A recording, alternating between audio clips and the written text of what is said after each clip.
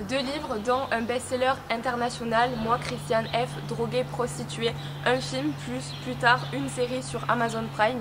L'histoire de la jeune berlinoise continue effectivement de passionner. Aujourd'hui, à travers cette visite d'idées, nous allons aller sur ses traces et sur tous les lieux qui ont marqué sa vie. Voici aujourd'hui la vraie histoire de Christiane F, au-delà de son récit tragique publié en 1978.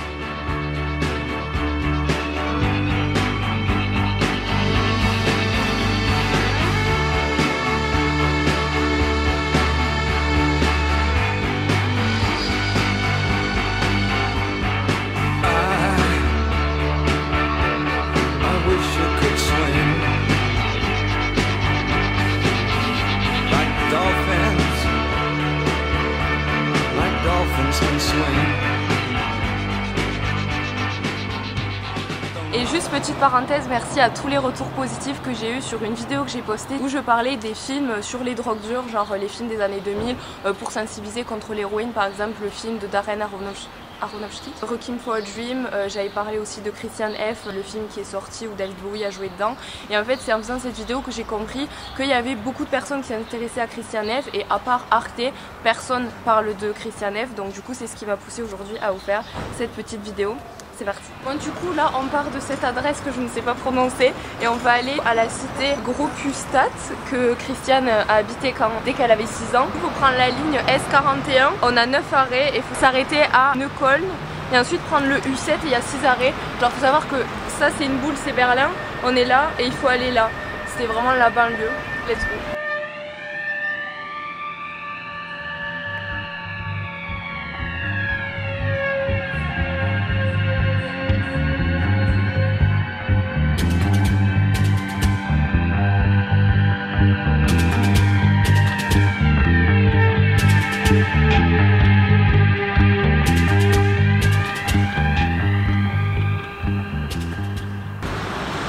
Si on part de là, ça fait 1, 2, 3, 4, 5, 6, 7, 8, 9, 10, 11. Genre elle était presque tout en haut. Mais je sais pas, faudrait qu'on rentre pour voir s'il y a des appartements genre au rez-de-chaussée, mais je pense que oui. Je pense que c'est pour descendre du parking. Quand on est garé, genre. Mais il n'y a pas de voiture, c'est...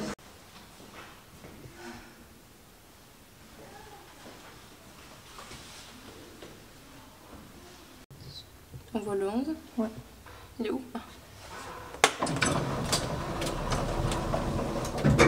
Bon, c'est peut-être pas sa tour, mais c'est l'étage.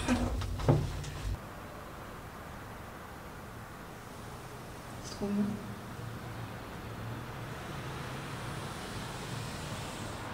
Bon, on est à présent à la cité Gropiusstadt que Christiane a appelée la cité Gropius.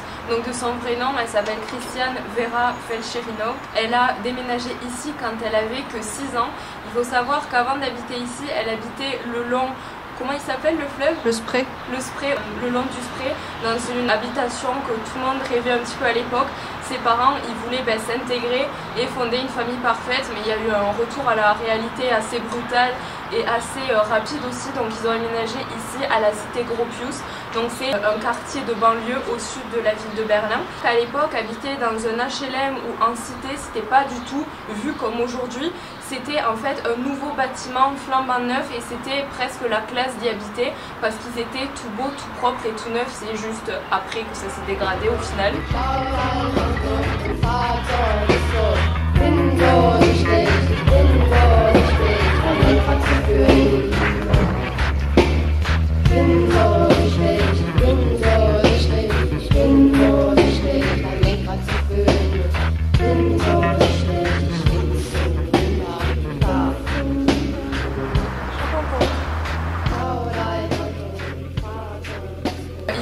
Qu'ici Christiane a vécu les pires années de sa vie, elle a vécu des années de solitude extrême et de violence aussi, notamment de violence par rapport à son père qui la battait régulièrement, qui s'appelait Robert dans le livre, mais dans la vraie vie il s'appelait un style de Ditev Ça sonnait à peu près comme ça et il était alcoolique, accro à l'argent et aux voitures, pas assez intégré dans sa vie familiale et Christiane en souffrira beaucoup. Donc ce bâtiment que vous avez vu avec les close-up a été construit en 1960. La cité Gropiusstadt est d'une superficie de presque 30 km² avec presque 19 000 habitations.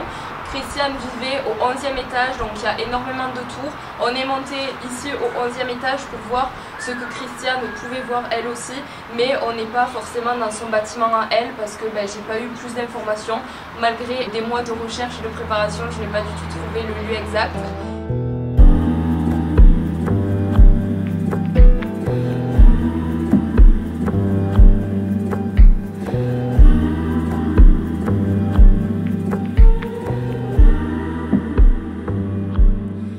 Maintenant on va parler de Narconon. Donc là je suis actuellement au Victoria Park, c'est un parc hyper connu à Berlin dans le centre qui est situé à quelques arrêts de métro de la gare de Berlin Zoo, là où Christiane allait faire le tapin, allait acheter sa drogue, etc. Après plusieurs mois de recherche, je n'ai pas réussi à trouver le lieu, enfin l'adresse exacte du Narconon. Donc pour ceux qui ne savent pas du tout ce que c'est, c'était un centre de désintoxication pour les drogués qui venaient se purifier. C'était un des plus connus de Berlin et il fallait vraiment connaître quelqu'un pour être accepté ou avoir un dossier en fait de motivation. Sauf que quand tu es hyper drogué, t'as aucune motivation. Enfin la plupart du temps c'était les parents qui traînaient leurs enfants dans ces lieux-là et c'était vraiment surtout la jeunesse. Pour l'histoire de Narconon, c'est le papa de Christiane qui avait tiré la peau des fesses de Christiane pour l'amener là-bas. C'était pas une volonté de sa mère qui avait déjà essayé de la sevrer parce que Narconon avait refusé son dossier. Donc du coup elle s'est sevrée comme vous savez avec Deltev, mais sauf que ça n'a pas marché. Donc après son père est revenu un petit peu dans sa vie. Son père était alcoolique, il la battait, etc. Enfin voilà. Mais pour autant il l'a mis à Narconon, mais elle s'est enfuie pour après aller se shooter. Enfin voilà, elle n'était pas du tout motivée à s'en sortir. Donc je n'ai pas trouvé l'adresse, mais j'ai vu que la plus connue, enfin Narconon existe encore, c'est vraiment une chaîne assez connue, on n'en entend peut-être pas parler, en tout cas pas moi. La plus connue est à Los Angeles. Pour recontextualiser un petit peu le contexte de l'époque, pour ceux qui ne savent pas, qu'à cette époque-là, la drogue c'était un produit de consommation plutôt banal, mais en République fédérale d'Allemagne, c'était quelque chose de totalement nouveau et d'inédit. Donc ça s'est précédé par le mouvement hippie des années 60-70 qui prenait de la drogue, du cannabis, du LSD collectivement dans le but d'élargir les consciences et de se regrouper tous ensemble. Sauf que pour Christiane et ses amis, c'était totalement l'inverse. Ils aspiraient justement en l'inconscience, au vide intégral, et selon toute apparence c'était vraiment, ça peut donner l'apparence de juste prendre son pied et de se shooter, mais c'était plus de la révolte. On pourrait se demander contre qui, contre quoi, mais il est clair que cette jeunesse berlinoise a vraiment souffert et que cette drogue est arrivée au mauvais moment pour eux, et on peut remettre en cause aussi l'éducation parentale à ce moment-là, et pas forcément le fait que c'est la jeunesse qui fait n'importe quoi, mais où étaient les parents aussi à ce moment-là, on se le demande. Là on va à la gare zoologique, Berlin Zoo, là où Christiane se prostituait. Allons-y. Je suis fatiguée, je suis désolée. Ich bin so nicht schlecht, kein Lenkrad zu führen. Ich bin so nicht schlecht, ich bin so nicht schlecht, ich bin so nicht schlecht, ich bin so wunderbar. Présent à la gare Zoo, comme l'appelait Christiane, mais son vrai nom c'est Berlin Zoo Gisler Garden Railway Station. Donc en fait c'est la gare la plus à l'ouest de Berlin. En français on pourrait la traduire par la gare du jardin zoologique, parce qu'en fait juste ici il y a le zoo, le plus grand zoo de Berlin tout simplement. D'ailleurs dans les années 70 et 80 c'est toute une jungle qui a peuplé cette station, et le quartier et ses alentours ont été victimes de plein de problèmes de drogue comme vous en doutez, et de problèmes de prostitution. D'ailleurs il y a 2 postes de police juste ici. Je ne sais pas depuis quand ils sont là, mais il faut savoir qu'à l'époque de Christiane déjà ils n'étaient pas là parce que on n'en parle pas du tout, et c'était vraiment open bar, on pouvait faire ce qu'on voulait dans ces stations. À l'époque de Christiane, ils étaient là, surtout en civil, et ils agissaient pas forcément. Donc on va rentrer dans la gare, je vais essayer de retrouver des endroits similaires pour que ça soit plus parlant et puis même pour aller carrément sur ses traces. Mais dans les années 80, c'est ici que Christiane erre, c'est sur ses trottoirs avec ses amis pour faire le tapin. Toutes ces histoires ont été révélées bien trop tard après son œuvre. Il faut savoir que c'est vraiment son œuvre qui a été le déclenchement de tous ces actes policiers, ces descentes ou ces prises de conscience. Parce qu'avant son livre, on le savait mais on faisait rien. Donc c'est après le pouvoir de la presse qu'on a pu se rendre compte de tout ça. Et tout le monde a parlé dans la presse. La police et l'État étaient forcés d'agir, chose qu'ils ne faisaient pas avant. Vous l'aurez compris, la gare de Berlin-Zoo, c'est aussi beaucoup de personnes mal aimées et des marginaux qui viennent ici se livrer au commerce du sexe facile pour se droguer ponctuellement et essayer de trouver une voiture qui les accepte afin d'avoir de l'argent pour subvenir à leurs besoins d'héroïne. On va aller tout de suite dans la gare en espérant retrouver des plans qui nous rappellent le film des années 80 ou bien certains passages du livre de Christiane. C'est parti. Du coup, on y est, hein. Ça fait bizarre.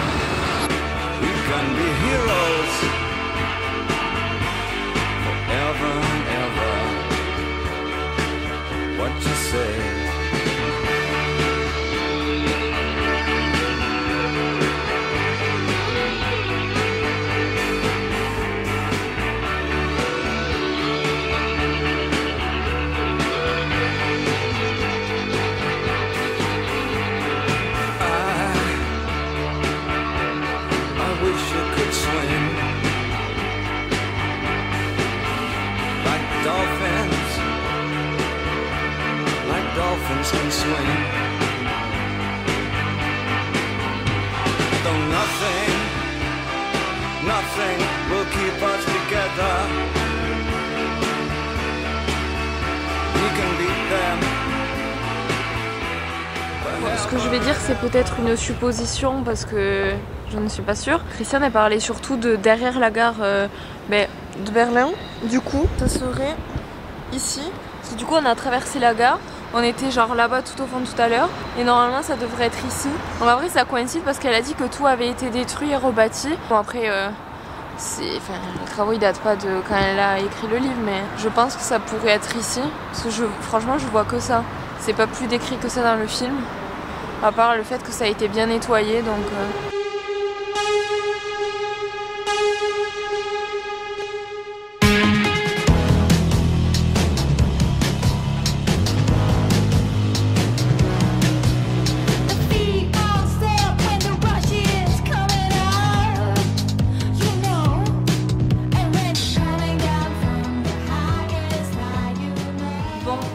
Dernier lieu de cette visite guidée, nous sommes sur la Gentiner Strasse, la Gentiner Avenue. C'est ici que Christiane a dansé, c'est ici que Christiane a rencontré Detlef, qu'elle a fait tous ses meilleurs coups avec Casey, avec tout le monde. C'est fou de se dire qu'elle a pu marcher ici. Donc il faut savoir que maintenant c'est une maison de retraite slash un EHPAD. On est juste à côté, genre il y a une petite rue où les gens passent moins, donc là c'est pas le Sound, c'est vraiment juste à côté ce que je vous ai filmé. Le Sound c'était considéré comme la boîte, la discothèque la plus moderne d'Europe, donc avant elle s'appelait Europa 2000, enfin quelque chose 2000, avant d'être rebaptisé et racheté par des nouveaux gérants. Donc en fait dans cette boîte on y était admis à partir de 16 ans, ce qui est relativement jeune, mais Christiane et Casey ont pu y rentrer à 13 ans, donc en fait personne ne vérifiait vraiment. Donc contrairement à ce qu'on peut dire dans les reportages ou dans certains articles un peu moralisateurs, si les gérants étaient au courant de tout ce qui se passait, tellement qu'ils attrapaient même les toxicos, certains qu'ils croisaient, pour les torturer dans une salle qu'il y avait dans le Sound, c'était là où ils stockaient les boissons. D'ailleurs en parlant de boissons, à un moment pour pas que le Sound ferme parce qu'il avait vraiment une mauvaise réputation, ils ont arrêté de servir de l'alcool pour ne servir que du lait. Donc il y avait même un bar à lait qui avait été érigé dans le Sound et on pouvait danser de la techno en buvant du lait de vache. Voilà, juste une petite anecdote. On raconte aussi que cette boîte fermait généralement vers 5 h du matin. Il faut savoir qu'il y a des boîtes à Berlin qui sont ouvertes 24 h sur 24 qui ne ferment jamais. Il y en a certaines qui ferment à 3 h, à 2 h, donc celle-là c'était 5 h. Mais au début, Christiane n'aimait pas forcément cet endroit. C'était vraiment juste pour suivre ses amis, pour suivre le mouvement et surtout échapper à l'enfer familial. Et puis après, au bout d'un moment, comme vous le savez, c'est parce qu'elle a rencontré Detlef avec qui elle est tombée amoureuse. Ils allaient souvent là-bas ensemble. Le plus récent avis que j'ai trouvé, il date du 25 juin 2006 à 17 h 28 que j'ai screené sur Google. Donc c'est quelqu'un qui est allé sur les traces de Christiane lui aussi. Il a dit « Oui, le Sound existe toujours. Je suis allée à Berlin le mois dernier et j'y ai vu les affiches du Sound. Je pense pas qu'on y vend toujours de la drogue. En tout cas, pour autant que ce soit, c'est très surveillé maintenant, surtout depuis le boom de Christiane F. » Donc il faut savoir qu'elle a gagné en popularité, cette boîte a gagné en popularité avec le roman autobiographique. Bon, je me suis un peu décalée parce qu'il y a des personnes qui parlent, mais qu'à Berlin, en 1980, Berlin-Ouest particulièrement attire tous les artistes, les marginaux, les mal-aimés, et qui vont se rassembler tous ensemble pour écouter de la techno. Donc c'était un style musical totalement inédit, voilà, constitué d'agrégates, de bruits technologiques mixés, etc. On retrouve vraiment plus dans la série Amazon Prime, que je vous conseille vraiment, que dans le film des années 80. La série Amazon Prime est un petit peu romantisée, je trouve. Genre tout le monde est beau, tout le monde... Voilà, c'est pas à la Netflix, mais vous attendez pas non plus à quelque chose d'aussi fort que le film, mais je vous la conseille vraiment, surtout pour ce côté électronique et techno qu'on retrouve pas du tout dans le film, parce que dans le film c'est plus rock'n'roll à mode David Bowie et les débuts de l'héroïne. Voilà, la techno à ce moment-là, c'est vraiment, ça évoque un esprit de liberté, de se retrouver ensemble. C'était pas du tout une revendication politique. Tous les morceaux de techno inondent clandestinement les oreilles de Berlin-Est jusqu'à Berlin-Ouest, et cela malgré le mur. Et c'est en 1989, comme vous le savez, que le mur de Berlin s'effondre, que la capitale est enfin libérée et que la jeunesse de l'Ouest rencontre celle de l'Ouest. Ils n'ont pas grandi ensemble, ils ont été totalement séparés, mais partagent le même langage, la musique, et c'est sur la piste de danse que se fait la réunification.